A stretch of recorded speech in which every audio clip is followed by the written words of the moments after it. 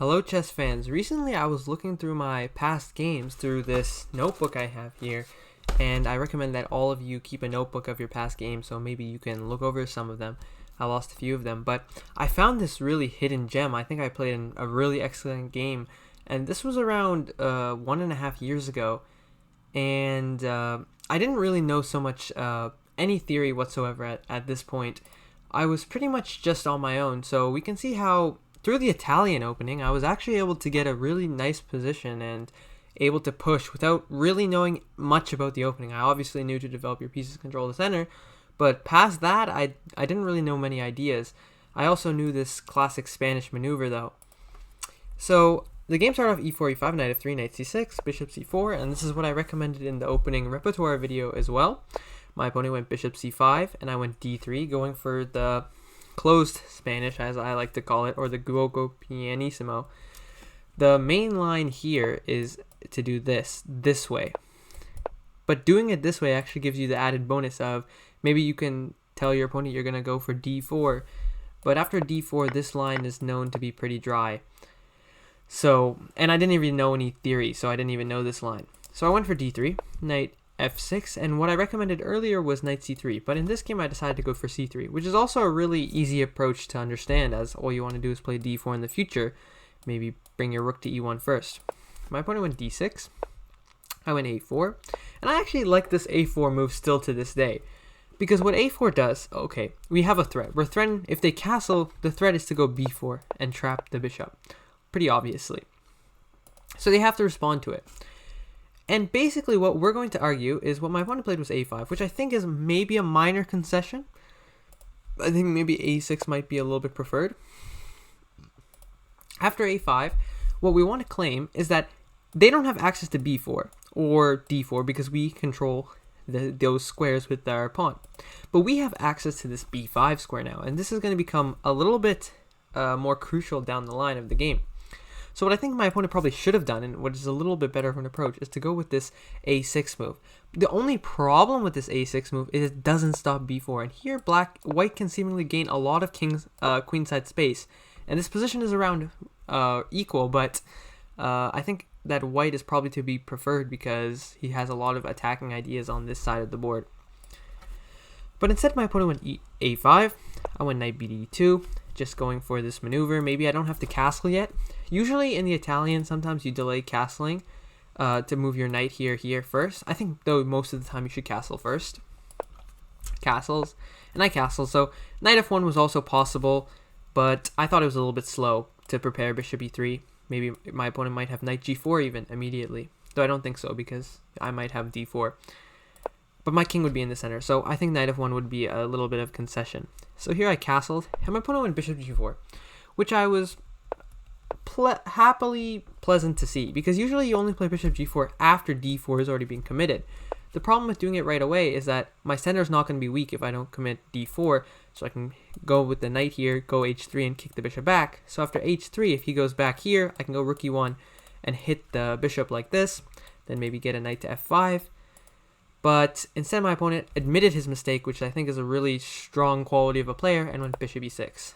Here bishop e6 immediately was actually just equal, and after this here he just gave me h3 for free, which is obviously he shouldn't have done that, but my opponent made a very wise decision to admit his mistake. So here I went rook e1, queen d7, and now we finally have to use the hole in the position I talked about earlier. b5 is a hole. I'm not really going to get a knight there because he could move his knight and kick me away, but he can't move his knight if I pin him, and now I have this pin, and I'm not really ever wanting to trade here. That's probably not my intention. My intention more so is to avoid this trade, but also to inconvenience him slightly, because now d4 is a threat, and after takes d5 would win the game on the spot. So let's say he goes rook e8, d4 takes bishop b6 here is just a fork, and I win a full piece. So my opponent went queen e7. What I was actually more so worried about was this move, bishop takes h3. And by looking at the engine, this doesn't seem as bad. This seems much worse than I thought of it in the game. I remember what I thought in the game here is that I was kind of scared that after queen takes knight f1, he has knight g4, threatening this square right here, but also threatening f5, and then his rook can come into the party. So take a few seconds here if you can see the best move for white to really stop black's attack in its tracks. And it really goes with the common principle, which is that if your opponent attacks on one side of the board, you should try to break in the center. And that's why the engine recommends this move, d4. And after takes, the bishop moves back. He simply does not have enough attack. And then here the engine obviously recommends something crazy, rook a3. Doesn't make much sense, but as you look at it more, you realize the rook was not doing it on an a1, and now he's going to be defending the king after the knight moves. So instead my opponent went queen e7, which was probably a better move. I went knight f1, finishing the maneuver. The engine recommends b3, which I don't really understand, and it wants to go bishop b2 and d4, which is a pretty far out there idea.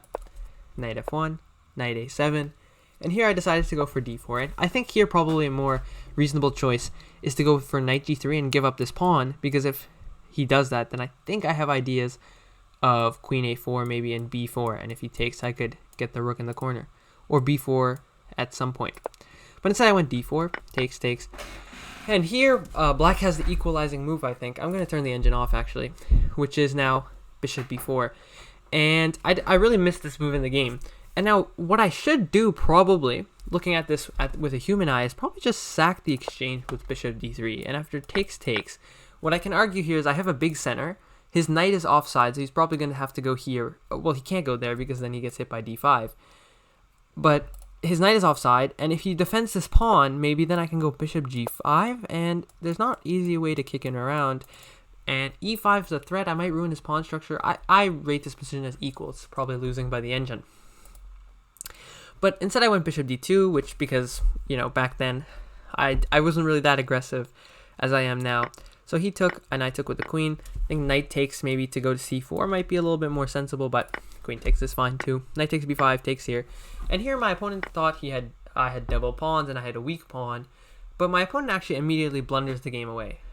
And it's seemingly innocent move. b6. How could this be a blunder? Well, I didn't find it during the game. But see if you can take a second and find it. I actually found it the next move, which is pretty funny, but I'll just drink some water. Alright, so the move is not rook ac1. That's what I played in the game, and I think it's a very natural move to try to double up on this file. It's more so that this is a backwards pawn because both these pawns are here. So what should we try to do the backwards pawn? We should try to basically isolate it, make sure that it can't, like, any of its pawns can't move forward, and maybe he has here ideas. So the best move is to go d5, and after bishop d7, this pawn is never moving forward. Yeah, it's, if you go 2 squares up, we're going to do en passant, and you can just play queen d3, and this knight doesn't even have access to e5, so white's completely winning here. But I went rook ac1, and my opponent gave me a chance. Here my opponent should go d5, but I guess he was reasonably scared that after takes, there might be something here.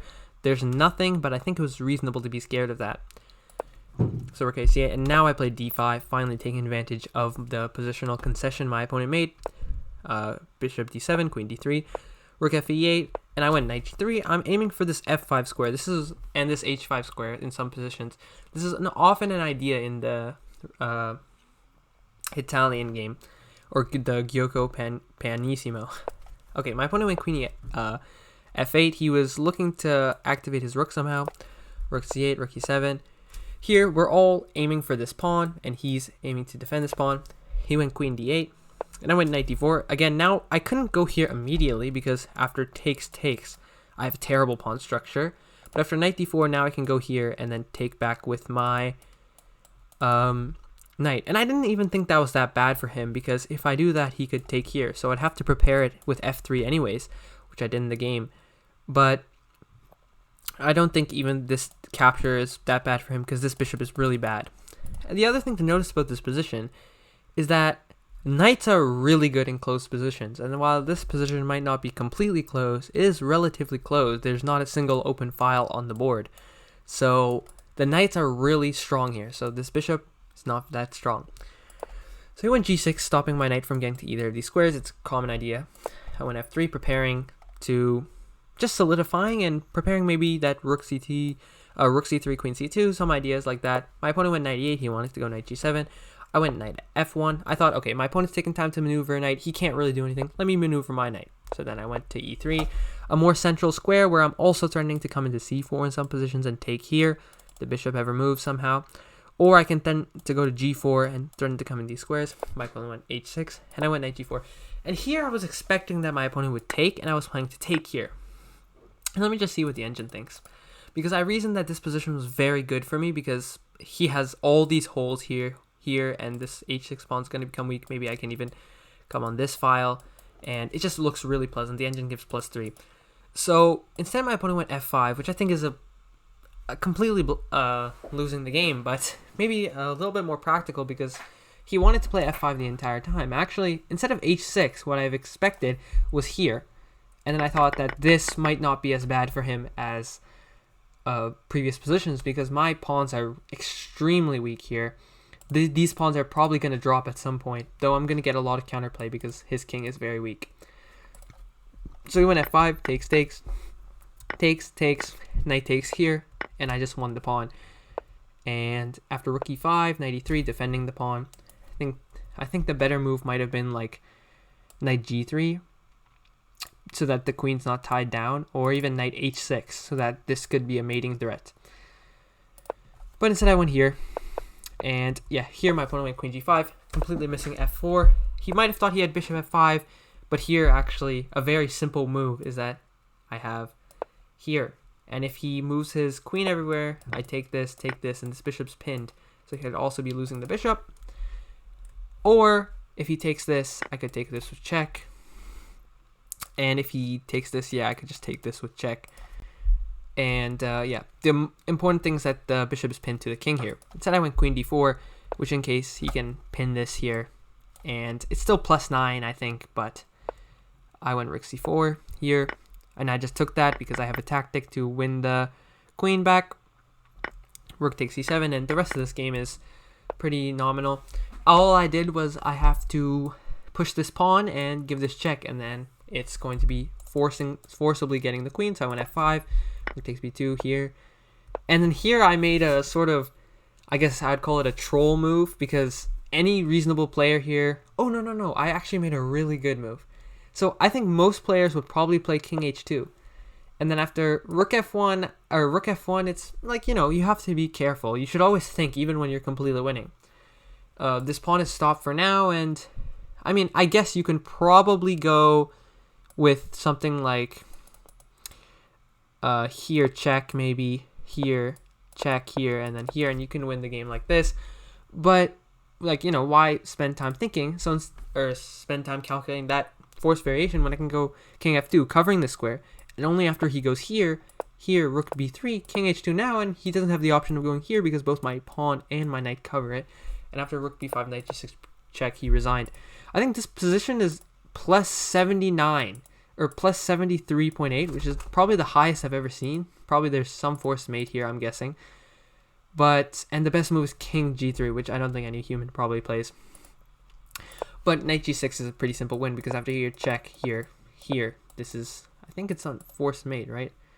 Okay, no, we win the rook. All right, you got me there. So yeah, this position is an easy win. All you have to do is put the rook behind the pawn, take them one at a time. You can even give up the knight.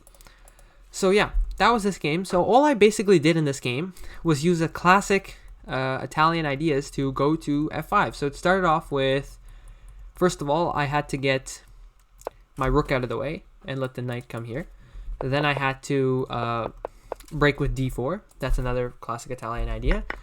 And then, yeah, just d5, maybe also getting us bind on the position maybe is classic.